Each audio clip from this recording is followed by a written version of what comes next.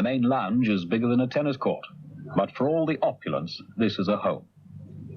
The pictures, which seem to leap out of the frames on the sideboard, and the golden and platinum discs which line the walls, give a clue to the identity of the man who lives here. Brian Johnson is a symbol of the rock age.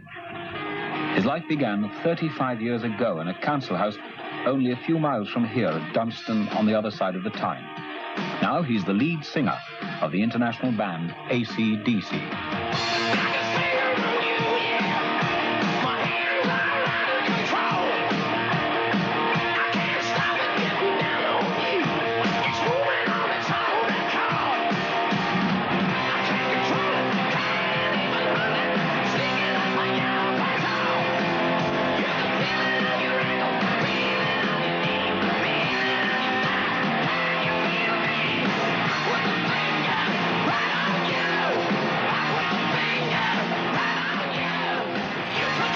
That's Brian Johnson these days, belting out rock music with the world-famous ACDC.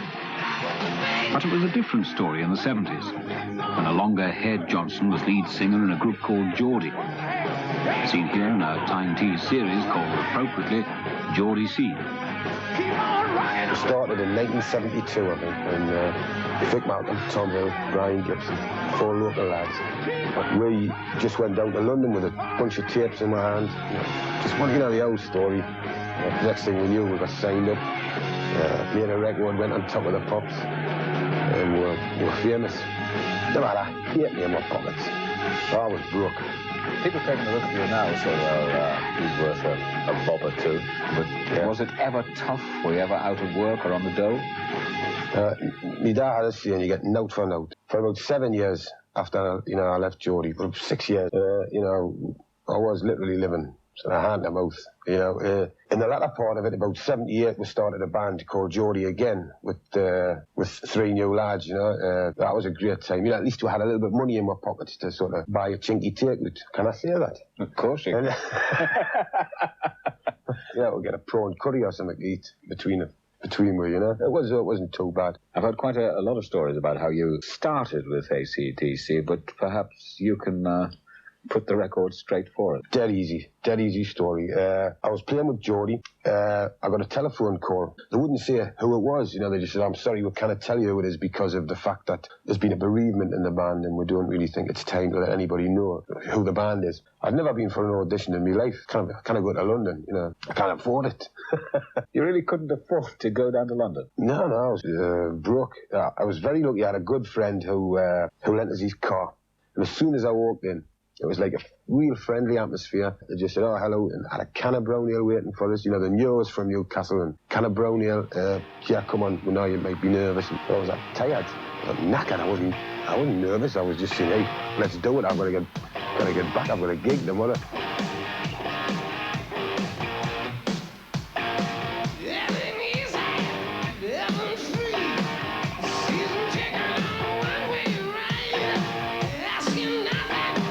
Now, when was this, when you actually landed the job with ACDC? That was 1980.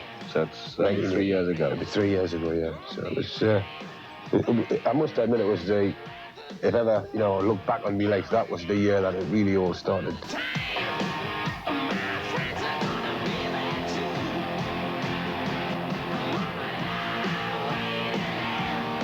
But how is it that a lot of people, I'm talking about nosy people like myself, will say, well, how has he done it in such a short time? Because you seem to have a lot of money now.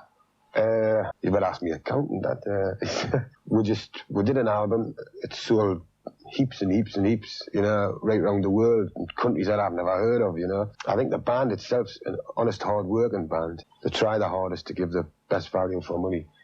But the only difference for me is I live in a bigger house. I don't pay the council the rent anymore. The fans and people generally speculate about folk like you. They all say you're a millionaire now. Would that be true? Hey, no. The tax man's watching. No, definitely not.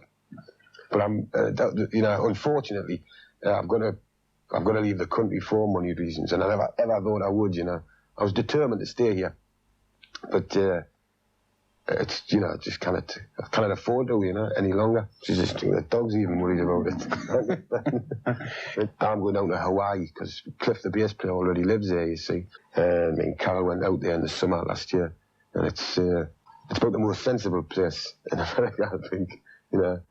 As far as your life as a star is now concerned, what has it meant to you in America? How recognised are you there? Well, it's worse in America than it is here, actually. It's, you know, I'd never been to America in my life until I joined the ACDC. And the first gig we did there, you know, straight into Madison Square Garden. Just before I went on stage, I promptly got thrown out by the security, wondering what a bum like me was doing, hanging around Madison Square Garden. I mean, it was sold out, it was packed, and I couldn't get back in. So one of the chauffeurs who took me there spotted us, and he put us in the back of the limo, and he drove us back in again.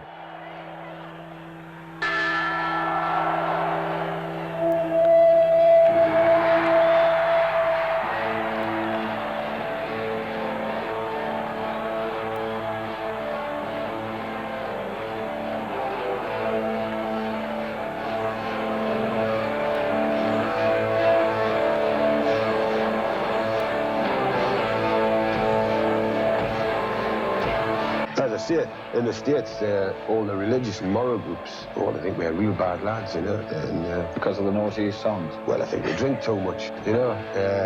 We're making the kids wayward. I mean, have you seen an American kid? Hey, they're all crackers, man. You know, they're all mental. Because their lives are revolving. It's too fast.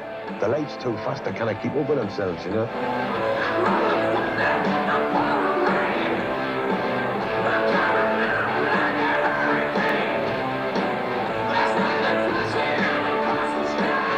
I'll tell you something, Brian. I didn't recognise you today without your cap on. Oh, me dut. I've got it here, right? I put me dut on there. It's better.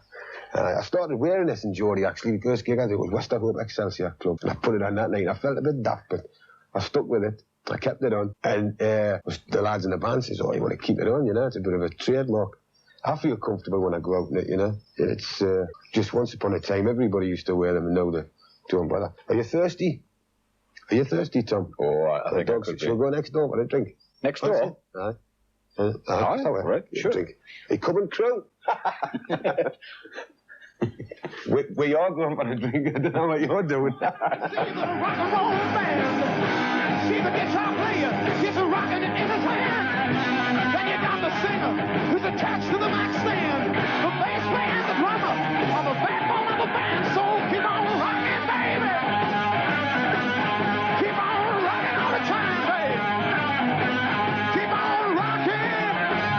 Oh yeah, keep on rockin' all the time. Better explain to the viewers that this is your house and not a pub. I thought we were going outside. Oh, no, this is me recreation room. Is it? Aye. You get wrecked when you walk out of it. Why do you have a bar like this in the house? I mean, you've got a dartboard, I see. You've got a pool table. It really is a pub, isn't it? Well, it's just sort of a bit of a home from home, you know, in case sometimes, you know, when you do go out, you know, the driving stuff with a breathalyzer and all that. Sometimes it's handier just to crawl out of here and up the stairs into bed, you see. You mentioned that a moment ago, home from home. Well, although you are moving abroad, you have bought a house here. You seem to have your roots pretty strongly in the northeast. What is it about the area that still appeals to you? The simple answer is because as soon as I did move away, I missed home. I missed me mate. You know, the band itself are great lads and all that, you know, but I mean, it's, you know, you still feel like you want to be home. You know, like, it's all right being in Hawaii, but what do you do at 7:30 when everybody else is getting dressed to go to the club? You're still swimming, you know, and it's boring, you know. You want to be back home. Because it is a buzzing little town, Newcastle. You know, it buzzes, you know, there's always an excitement there about something that's happening. You talked earlier there about your old mates. Well, looking back to the days before Geordie, before your singing, you mentioned an apprenticeship. What sort of work did you do? I've been a turner, a draftsman, window cleaner. I used to put in windscreens, you know, the emergency windscreen service on the M1. Vinyl roof fitter. Just about anything like that, you know. Yeah. Had you ever got an ambition to be a professional footballer?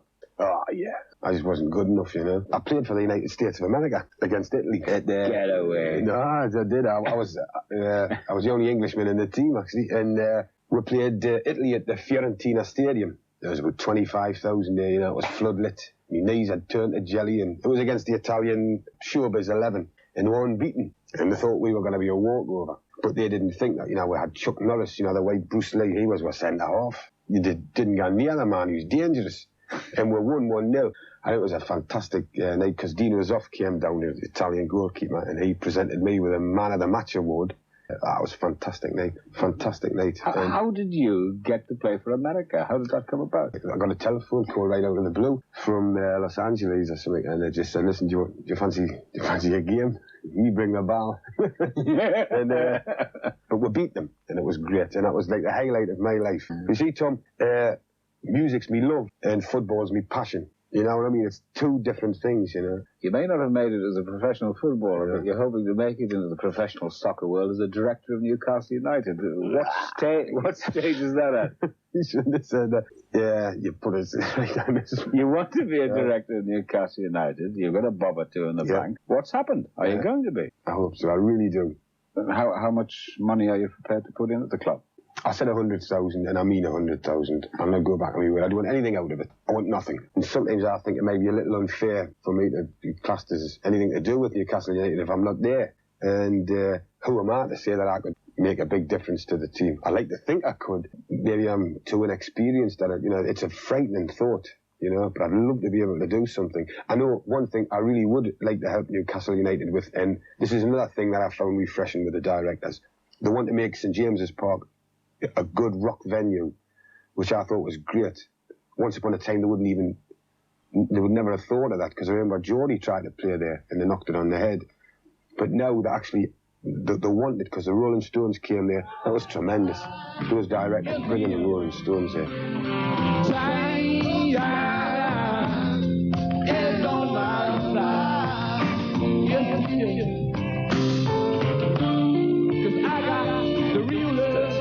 City. Their dream would be to be where you are today. Now, you're opening your own studio to cut discs in the city. Yes. Is this an ambition of yours to help young people in the music world? Well, I'm really, yes, it is. I'm dead excited because it's the realization of a dream for me. I'm going to try and help people up here, you know, without publishing companies and stuff like that. Well, look, I'll tell you what, we're going to do one of those magic things on television. You and me are going to pick up the whiskey. The cameraman's going to zoom in on us enjoying ourselves. How can he? He's drunk. And then he'll pick us up at the studios. We'll see what you're going to offer there. See you at Shieldfield, lads.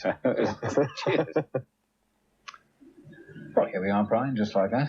Yeah. And this is the mixing desk in the new studio. I expect you know how all these buttons work. Well, I know a few of them. It's just come in, so it's still pretty new to everyone in this studio. So, you know, we'll get the hang of it by tomorrow, I think.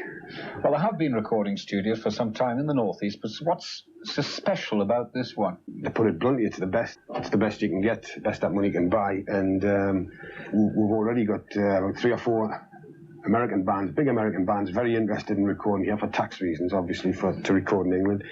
There's some European bands want to come over here, and but you know, at the same time, we're doing a frighten off local talent. You know, we're doing a frighten them off by huge prices. You know, we've obviously got to keep ourselves within the sort of framework that, you know, people up here can afford.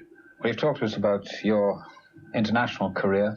You're moving away next week, but here you put your money into a recording studio on your native Tyneside. Well, it's just where things have been going the last couple of years, and everybody's been talking about recession and stuff like this, and there must be a lot of big money investors who really aren't putting as much money as they should. They may be waiting, hedging their bets a little till the recession's over. I want to invest my money here because future have the talent in the Northeast. I mean, it's the biggest hotbed for music in the world as far as I'm concerned. I just want them to have the best, you know.